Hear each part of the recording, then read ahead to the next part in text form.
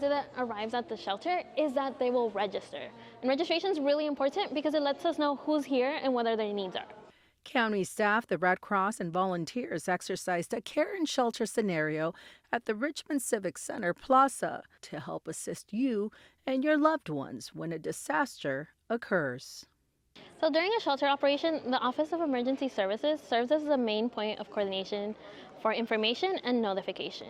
Typically, the Office of Emergency Services is notified of incidents in unincorporated areas that require evacuations, and at that point, we begin notifications of other agencies in our care and shelter branch so we can begin operations if they are deemed necessary. So there are three main types of facilities we might establish if there are evacuations. First is a temporary evacuation point, and this is usually the first point that is established in an evacuation. It's typically outside and may have access to food and water, but it's not really meant to be long-term or even overnight in most situations. A step up from that is an evacuation center. An evacuation center is typically a building with bathrooms and food and snacks, but it's not meant to be overnight, right? So that means people won't be sleeping there. But you can still come in and get information, get some food, hang out for a bit if you are evacuated. Finally, there's a disaster shelter. And disaster shelters are established when there are evacuations that will go overnight and people need a place to sleep. Much like an evacuation center, you'll have food, water, snacks, but you might also have additional resources such as behavioral health, medical health, depending on the needs of the clients. All of these care and shelter facilities are staffed by both EHSD and Red Cross personnel, as well as animal services, and again, are not meant to be long-term.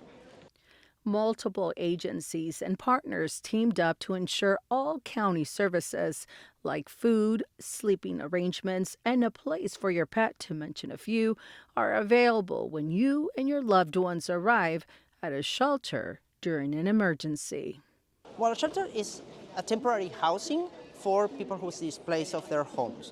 And as you can see, we are setting right now the dormitory section, and that it's made with cots and people can stay here. It's not, I mean, it's not ideal arrangement, but it will be the best we can do to give them in these circumstances. They will stay here as long as they need it. They will have a cot, they will have a safe place for sleep and a safe place for eating.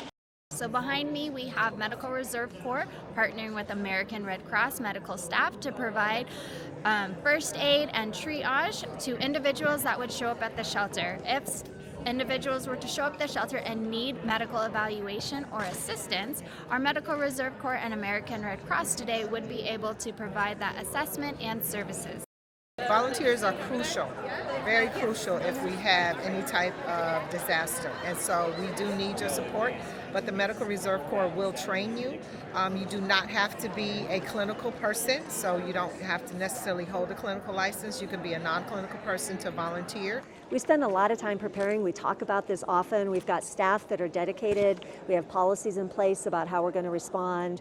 We have sort of staff names and phone numbers on call in case we get called out. And the truth is that all of our employees are emergency workers as county workers, and so all of our workers are available to come out when we need to staff a shelter, to take care of our community. Just thinking about preparedness is important.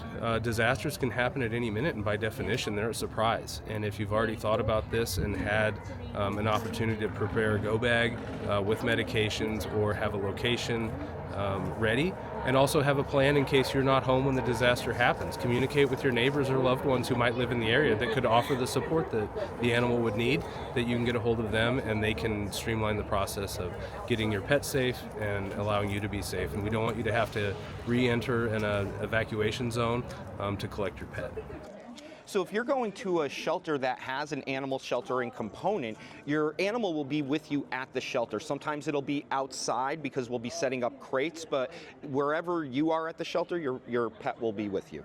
So for livestock, there are a lot of things that will help coordinate. Like if there's a major fire in an area and there's a fairground that we could help evacuate those animals to if that's necessary, then we'll do that. We're here to provide, the safety net services for the people of Contra Costa County, and we're going to do whatever we can to help in that situation. When our shelters close, you will get notice that they're about to close, and it's usually when people can go back home.